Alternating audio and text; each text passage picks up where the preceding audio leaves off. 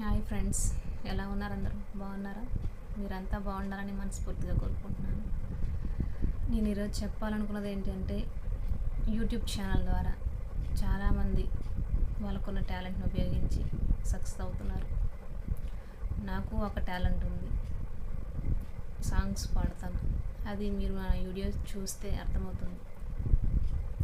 నేను సంగీతం కానీ ఇంకేమి నేర్చుకోలేదు, ఓన్లీ సాంగ్ విని పాడగలను.